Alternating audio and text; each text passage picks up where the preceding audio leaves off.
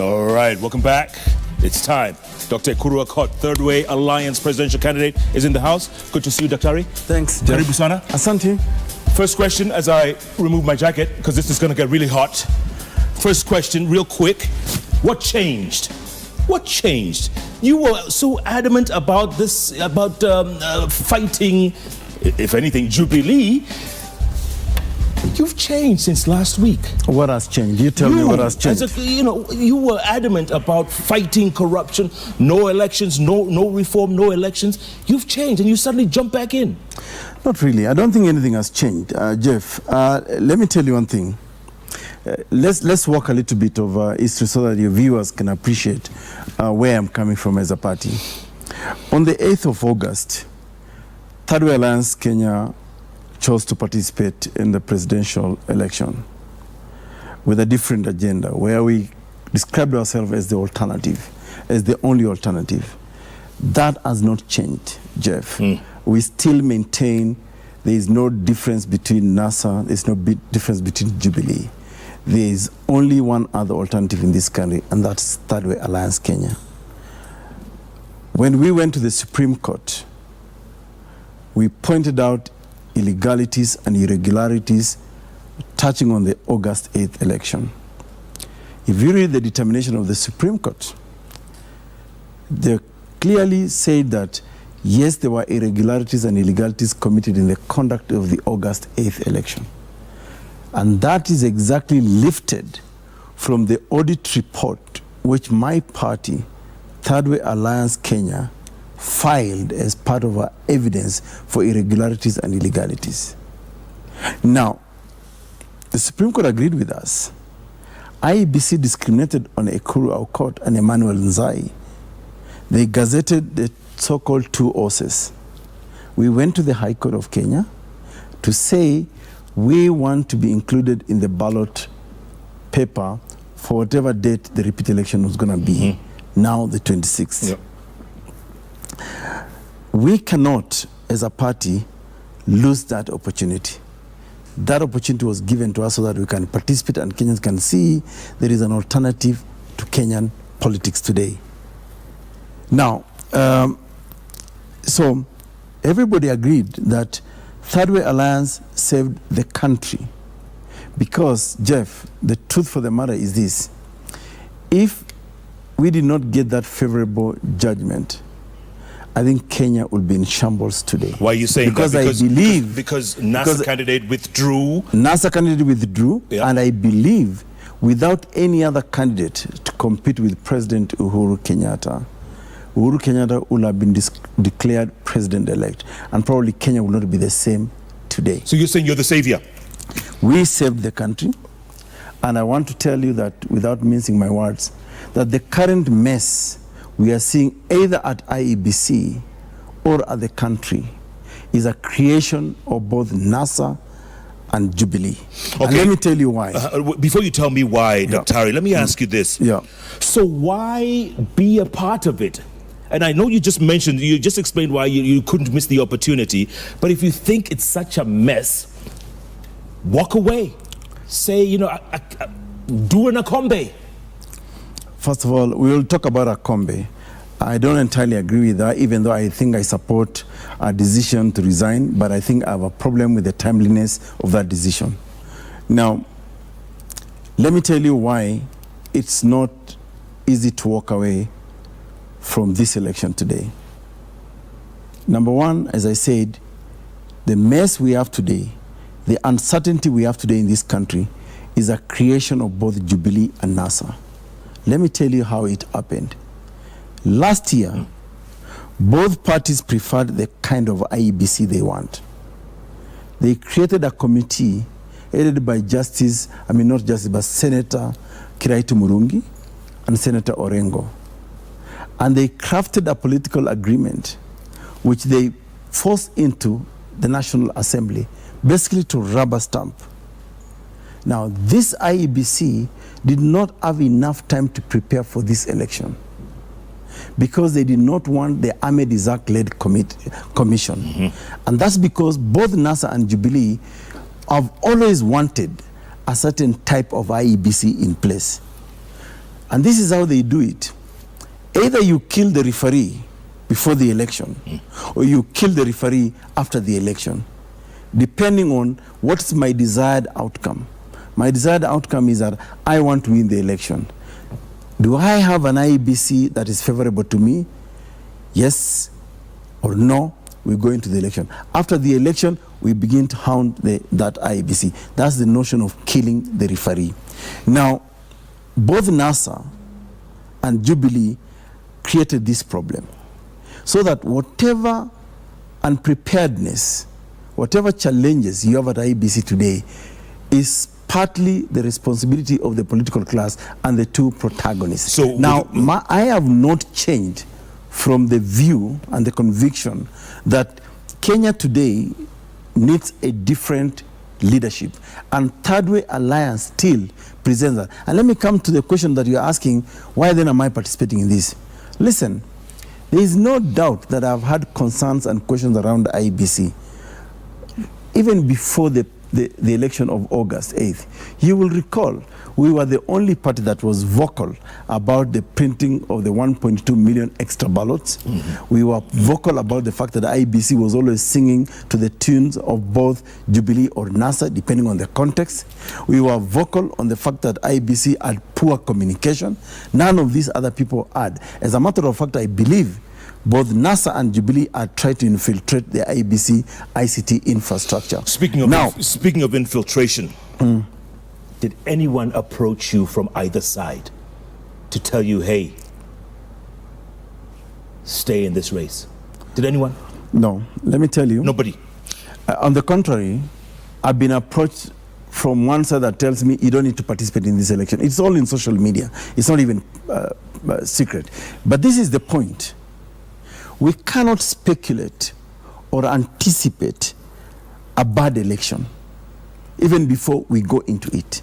We can question that the preparedness of IEBC, which is why my party and the leadership of Third Way Alliance last Friday, when we had been cleared on the 11th of October to participate in this election, we sought an urgent meeting with the IEBC and we asked IEBC, now we've had problems with you. We would like you to walk us through the irregularities and the mitigating factors that you have put in place.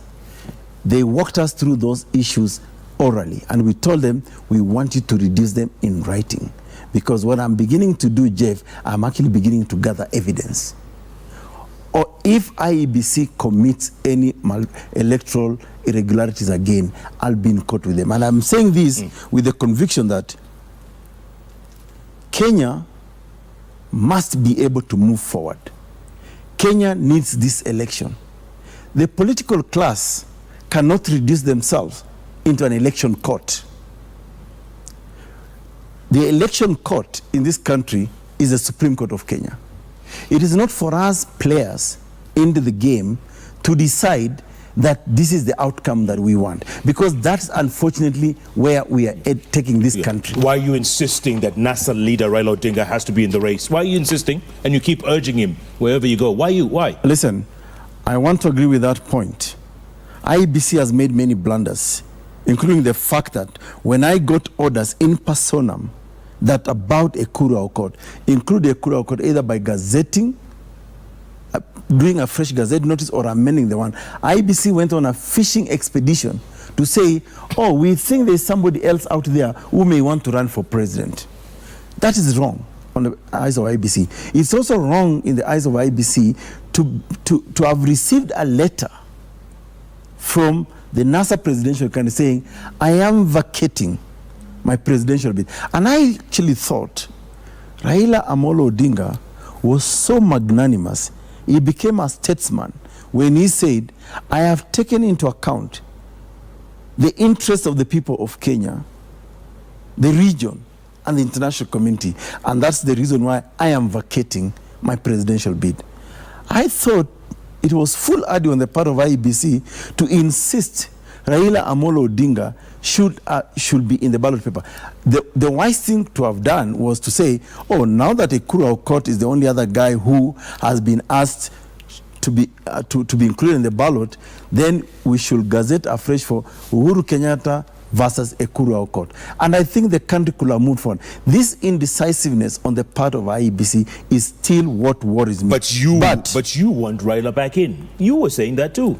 Who, me? Yes, I've seen you. I've seen your quotes in the papers saying, "Raila, come back in. You need to be in the race." I've never said that. You haven't. What I said is this: if you remember our statement, I think on last Saturday, we justified why Kenya needs this election now, because Jeff, I've just come from a tour of the Coast Province. I've been to Taveta, Mwatate, Voi, Ukunda, and Mombasa. Along the way, I've had a conversation with Kenyans. Kenyans are tired. Kenyans are tired because the economy right now is in shambles. Kenyans are tired because the nurses have been striking in the last 6 months and nobody's talking about it. Kenyans are tired because innocent Kenyans are being killed and dying because of political bickering. Kenyans are tired because there is uncertainty in this country going forward. No investor today can actually say, I want to come and invest in Kenya. And this is the reason why I think Kenya, and I do believe, Kenya is actually gravitating towards a third way. A third way because whatever you call the first or the second way have all failed this country. The problems we have today are the problems of political bickering between, I can say, two houses. Whether you want to call it the house of Mumbi or the house of the other, whatever the case may be. But these are the people who have actually caused problems in this country. And I think the ordinary Kenyan is suffering because of political bickering. Like I said, there can never be any solution, and I'm a student of history right now, that can come out of political dialogue. I have had people say, oh, let's have a political dialogue. Political dialogues in this country have never resolved anything. I can take you back memory lane. 1997, IPPG was a political dialogue. It resulted into 2007, 2008 post-election violence. Last year was a political dialogue. It resulted in the kind of IEBC we have to do that is being bashed left, center, and right. And by the way, Chebukati, I thought today he gave a brilliant statement. And I think he admitted that, there is a problem within IEBC, and that IEBC had actually been infiltrated by both coalitions of NASA and Jubilee. So the question that we are asking Kenyans, if we have to put this country on a balance of proportionality and say, let's weigh the interest of the country we call Kenya and the interest of the individual politicians, including myself, by the way, including myself, Jeff, I do not think that Kenya can move forward by not holding this election. Okay, let's face it. Ask the political class, the business community, and they will tell you the more we do not resolve this or do not end this election, the more they suffer and the more the economy suffers. All right, let's face it. You stand zero chance of winning in next Thursday's election. You stand zero chance. Jeff, I'm now used to you trying to put down people with... I'm not putting you down. I'm saying you have no chance. No, I'll tell you. You've done this so consistently. And I think for me, it seems to me you hold a script. Maybe you should be able to declare yourself a supporter of either NASA or Jubilee. I wouldn't do that, but I'm just telling you. Okay, I'm playing devil's advocate here. Why are you playing devil's advocate when you're supposed to be neutral? Okay, do you think you can win next Thursday's election? I do believe I can. Honestly? I do believe I can. Let me tell you, the people of Kenya today have a chance to retire at least one name that has been a pain in our politics. One of them, I think when they saw a camel on the race, I think bolted out and said that... you say you made Raila Odinga flee? He fled on his own admission. He wrote a letter. I mean, it's not me. And he displayed the letter saying that it's been received by IEBC. So he bolted out. So what I think the people of Kenya today have a chance to say the Odingaism and the Kenyattaism has really troubled this country politically for the longest time. And Ekuru Aukot has fought a gallant war. I went to the Supreme Court. The Supreme Court agreed with our submission that there were irregularities and illegalities. They tried to lock me out of it. I went to the High Court agreed with me. Now, if that's not resilience of a camel, what else is. So I can tell you for a fact that if the people of Kenya took into account their interests and what is in the best interest of this country, what is in the best interest of this country is to change the face of leadership of this country. And there cannot be a change of face in leadership of this country if you either elect Kenyatta or elect Odinga. And which is why, for me, any postponement to this election, because we are playing to the tunes of either Uhuru Kenyatta or Raila Odinga, is hurting this country. Like, look, for example, and this is why I have a problem with the IBC. Raila Odinga writes a letter and says, I do not want to participate in this again. I'm vacating.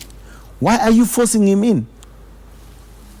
And then if you're not participating in this election, why then are you disrupting other players? You know, it's like, if I can say this in Kiswahili, ni kama mchezaji ambaye ameteguka mguu, amejitoa katika kiwanja, katika mpira, alafu anasema ati sasa wale wengine wasiendelee kucheza mpira sababu mimi nimeumia ama sababu nimejitoa. That's very funny. Okay, let me ask you this. Yeah. Do you think Raila Odinga miscalculated when he quit the race? I think, first of all, he got very wrong advice. And I will tell you this. I think we are at a stage in our country where we must be brutally honest with the political class. There are some individuals in this country who have a false sense of entitlement, that this country cannot be discussed without them, that no process in this country can take place without them. I am totally opposed to that. Because we, the political class, if I can include myself in that, we are just but a very, very tiny minority compared to about 45 million Kenyans. We are not even we are a part of the 45 million Kenyans, but we are a very, very tiny, minute minority. So why is it that Kenya cannot move forward?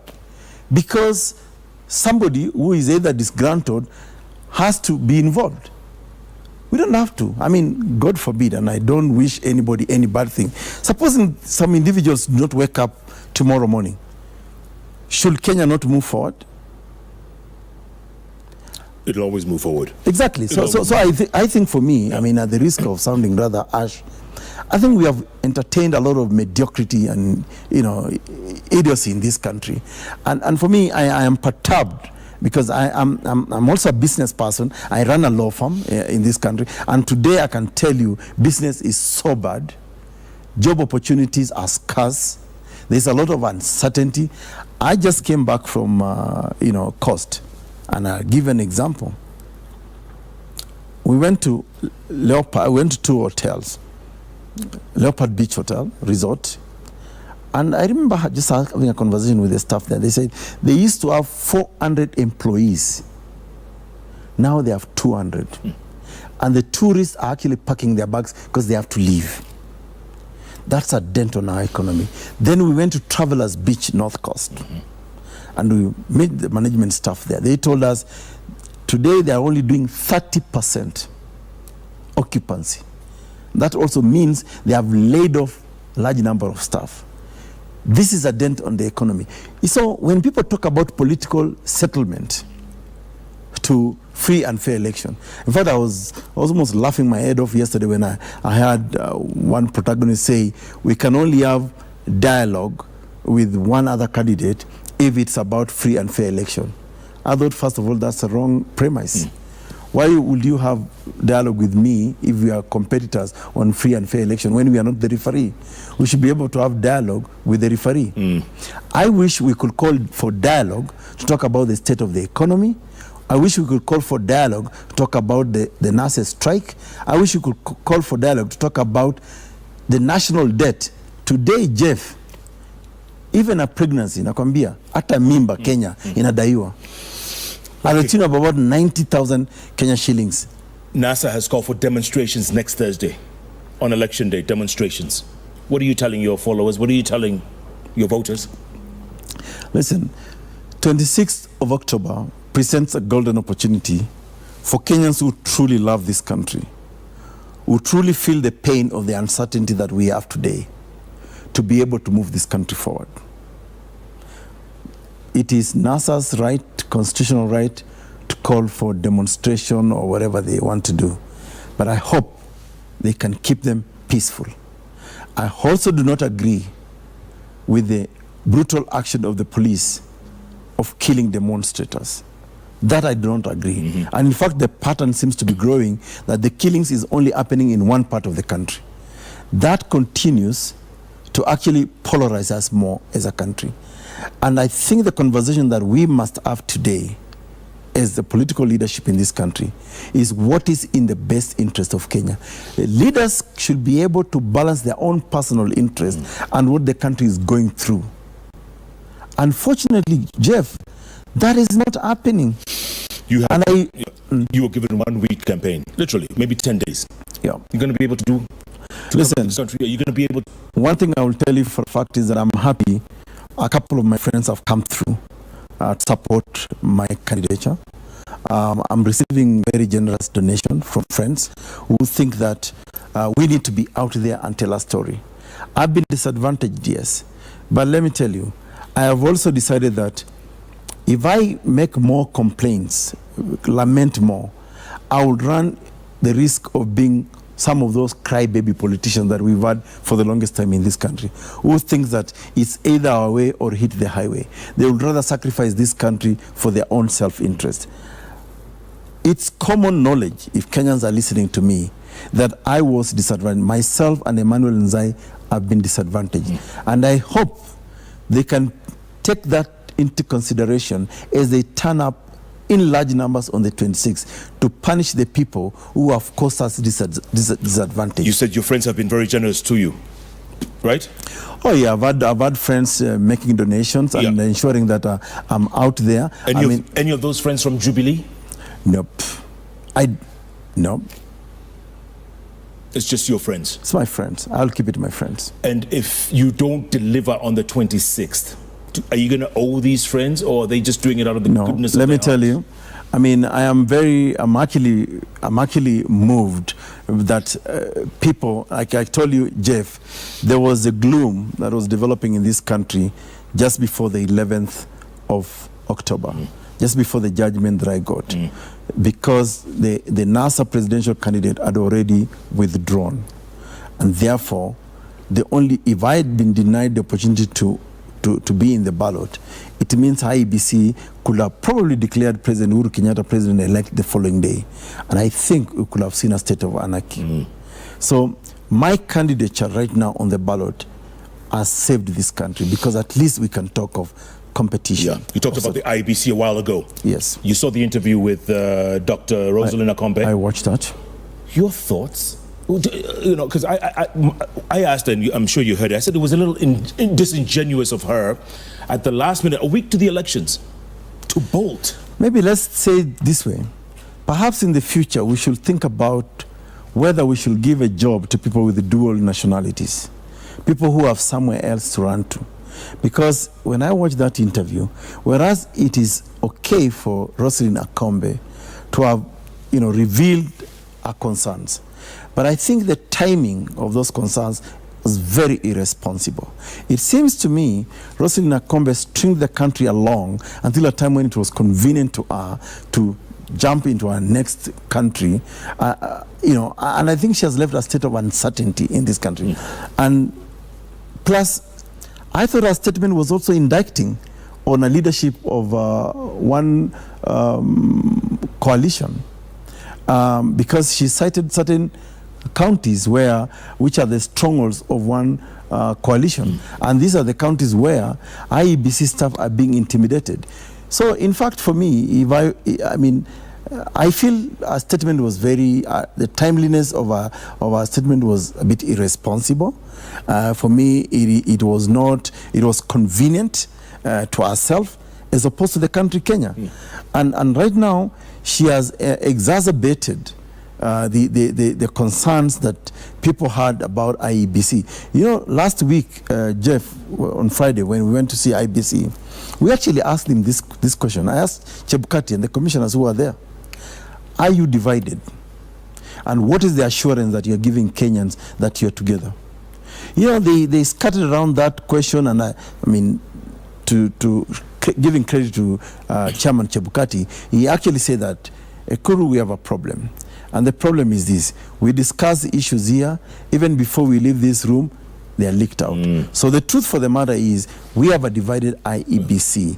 And I am hoping that Chairman Chebukati will stop speaking to me, Ekuru Aukot, or to the political class in boardrooms.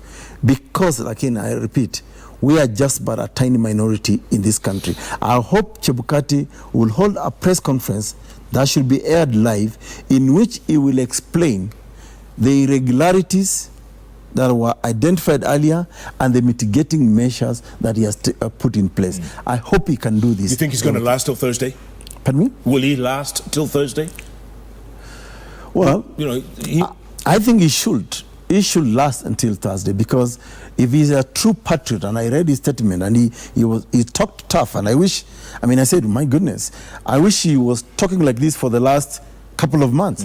I mean, even the fact that he gave all of us a yellow card and, he threatened. Yeah. I thought that was brilliant. Yeah. On his part, he was telling people, I'm watching you. I mean, if you're gonna ruin this country, you cannot do it under my watch. I thought that was lovely. And I'm thinking Chebukati should, even beginning tomorrow, speak to Kenyans about the mitigation factors that he said to us as Third Way Alliance that he has put in place, which in a way gave them like the benefit of doubt that it's possible they could pull through this election.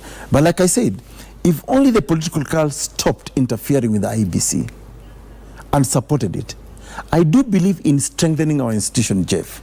If strengthening those institutions may mean kicking out some bad elements in it, like we have maintained that we kick out some of the bad elements at the IEBC, or even prosecuting them, or whoever has evidence about some of these individuals should come out with a clear charge sheet of what offenses these individuals have committed. That way we will be strengthening our institution, because it does not make sense, Jeff, that every time we go into an election or after an election we are disbanding an institution, especially a constitutional. I was about to say that. How do you strengthen the institutions? Because the Ahmed Itzak commission, that was kicked out. This Chebukati one was brought in. I mean, come on, man. Precisely my point, Jeff. That who exactly was responsible for the kicking out of the Ahmed Itzak-led commission and bringing the Chebukati-led commission? It is the political class, and not any other political class. It is the NASA and Jubilee political class. It's Uhuru Kenyatta and Raila Odinga who sat down, appointed their lieutenants, and decided this is what we want in an electoral management body. Now, what I'm telling Kenyans, and this is my appeal to Kenyans, you have an opportunity to retire both these individuals. You have an opportunity to say, we can begin afresh. I think if there is one change that this country desperately needs, Jeff, is a change of face in leadership. And that change of face is here, sitting on the bench on the JKL Live. On that note, we're going to take a break, come back, and I'm going to ask you, there's rumors or talk that is rife that members of Third Way are fleeing. They're fleeing Third Way Alliance. Is that true? Hold that thought. Yeah. And also, people now describe you as a tumbocrat. I will answer it. If you want me to answer it, No. Think about it. I don't need to think about that, Jeff. I can answer it right away. Are you a tumbocrat? Never. Can never be a price to this son of a nomad. Son of a nomad. The man from Kapedo. Ekuru Aukot is in the house, Third Way Alliance. Send your questions, comments right here at Ekuru Aukot, at Koinange Jeff, hashtag JK Live. Make sure you put the hashtag so we can see your comments and questions, and we'll read them when we come back. JK Live takes a break. We'll be back in a moment.